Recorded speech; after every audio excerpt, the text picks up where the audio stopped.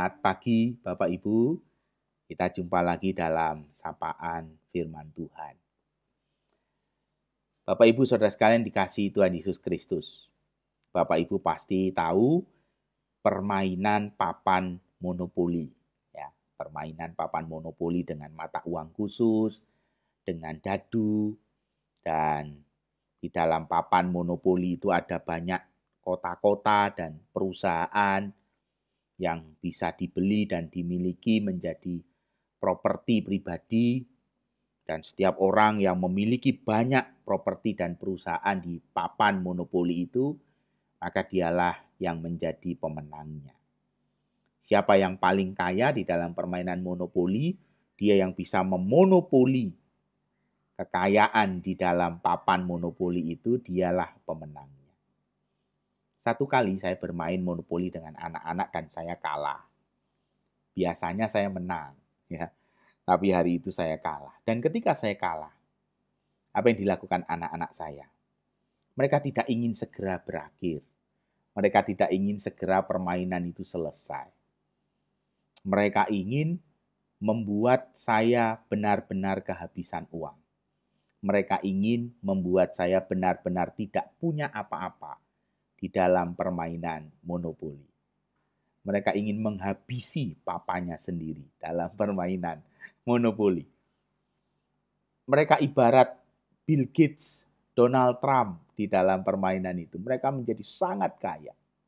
Bahkan saya, ketika saya mendapat hukuman harus masuk ke dalam penjara, saya milih untuk tetap di dalam penjara daripada saya harus jalan dan harus membayar denda karena saya harus singgah di properti dan perusahaan lawan main saya. Tetapi saya katakan kepada anak-anak saya bahwa permainan ini akan segera berakhir. Kita tidak bisa main seterusnya. Permainan ini akan segera berakhir, semua uangmu akan disatukan bersama dengan dadu, dan papan monopoli ini akan dilipat dan dimasukkan ke dalam kotak. Maka permainan kita selesai. Bapak Ibu Saudara sekalian dikasihi Tuhan Yesus Kristus. Melalui permainan itu kita bisa belajar bahwa kehidupan kita juga akan berakhir. Kehidupan, kehebatan, kekayaan kita di dunia ini itu tidak selamanya. Semuanya akan berakhir seperti sebuah permainan monopoli, semuanya akan dilipat dan semuanya akan dimasukkan ke dalam kotak. Saya tidak ingin menakut-nakuti Bapak Ibu dalam sapaan firman pagi ini. Tetapi mari kita menyadari, ada sebuah hal yang penting ketika kita melihat kehidupan ini. Kehidupan ini bukan untuk menjadi berhasil secara materi di dalam kehidupan di dunia ini. Tetapi kita dipanggil untuk menjadi berhasil di dalam kehidupan iman kita. Tuhan tidak melarang kita menjadi kaya. Tuhan tidak melarang kita untuk menjadi orang yang berhasil secara materi di dalam dunia ini. Tetapi Tuhan ingin Bapak, Ibu, dan saya menjadi orang-orang yang juga kaya di dalam Tuhan. Mari kita lihat firman Tuhan dari Injil Lukas pasal 12 ayat 20 dan 21. Dikatakan begini di dalam Injil Lukas 12 ayat 20 dan 21. Tetapi firman Allah kepadanya, "Hai engkau orang bodoh, pada malam ini juga jiwamu akan diambil daripadamu. Dan apa yang telah kau sediakan, untuk siapakah itu nanti? Demikianlah jadinya dengan orang yang mengumpulkan harta bagi dirinya sendiri, jikalau ia tidak kaya di hadapan Tuhan." Bapak Ibu perhatikan apa yang dikatakan Tuhan Yesus kepada orang kaya ini. Tuhan Yesus tidak mengatakan orang kaya ini jahat, tidak. Tuhan Yesus tidak mengatakan orang kaya ini berdosa, tidak. Yang Tuhan Yesus katakan kepada orang kaya ini adalah, kamu adalah orang yang bodoh. Karena apapun yang engkau kumpulkan di dunia ini, itu tidak engkau bawa. Dan engkau tidak tahu untuk siapa itu semuanya engkau adakan dan engkau sediakan. Karena semuanya akan berakhir di dalam waktunya Tuhan. Tuhan akan mengambil jiwamu. Dan maka engkau tidak lagi bisa memiliki semua yang selama ini engkau miliki di bumi. Itulah yang diajarkan oleh Tuhan Yesus. Perumpamaan ini dimunculkan ketika orang Yahudi datang kepada Yesus dan dia meminta tolong supaya Tuhan Yesus berkata kepada saudaranya untuk berbagi warisan.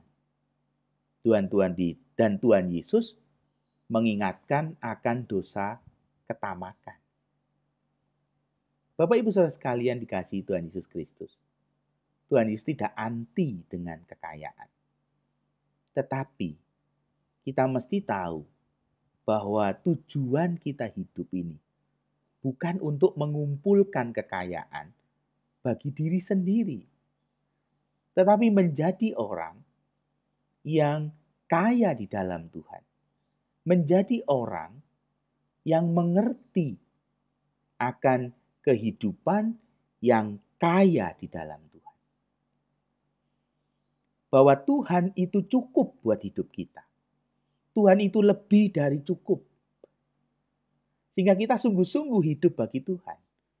Kita bukan hidup bagi harta dan kekayaan. Tetapi kita hidup bagi Tuhan. Kalaupun kita diberkati dengan kekayaan, semua kekayaan itu tidak kita pakai untuk diri kita sendiri. Tetapi kita pakai untuk kemuliaan Tuhan. Dan itulah yang dikatakan Tuhan Yesus. Ketika seorang yang kaya itu, dia kaya untuk dirinya sendiri dan tidak dipakai untuk kemuliaan Tuhan. Tuhan Yesus mengatakan dia adalah orang yang bodoh karena dia tidak menjadi kaya di dalam Tuhan, di dalam kekayaannya di dunia. Bapak Ibu Saudara sekalian dikasihi Tuhan Yesus Kristus. Di abad pertengahan muncul banyak lukisan yang selalu mengingatkan tentang ajaran memento mori. Ingatlah akan hari kematianmu. Lukisan-lukisan di abad pertengahan dengan lukisan yang sangat indah selalu seringkali menggambarkan di dalam lukisan itu sebuah kepala tengkorak. Kepala tengkorak itu sengaja digambar untuk menjadi bagian dari gambar besar yang sedang dilukis itu. Dan itu menjadi sebuah hal yang umum di masa era pertengahan ketika lukisan-lukisan itu dibuat untuk mengingatkan akan hari kematian. Ingatlah akan hari kematianmu. Supaya apa? Supaya hidup yang dijalani menjadi hidup yang sungguh-sungguh dijalani sebagai hidup yang terbaik. Sungguh-sungguh menjadi orang yang kaya di dalam Tuhan. Bukan menjadi orang yang bodoh oleh karena kekayaan. Bapak Ibu, mari kita hidup di dalam segala berkat Tuhan. Kita kembalikan berkat Tuhan untuk kemuliaan nama Tuhan. Sehingga kita tidak menjadi orang-orang yang dikatakan sebagai orang-orang yang bodoh. Tetapi menjadi orang-orang yang kaya di dalam Tuhan. Karena kita selalu menempatkan Tuhan sebagai milik kita yang utama. Sebagai milik kita yang terbaik dan yang terindah. Dan lebih dari cukup ketika hidup kita memiliki Tuhan. Tuhan Yesus memberkati, biarlah Bapak, Ibu, dan saya boleh menjadi orang yang kaya di dalam Kristus. Amin.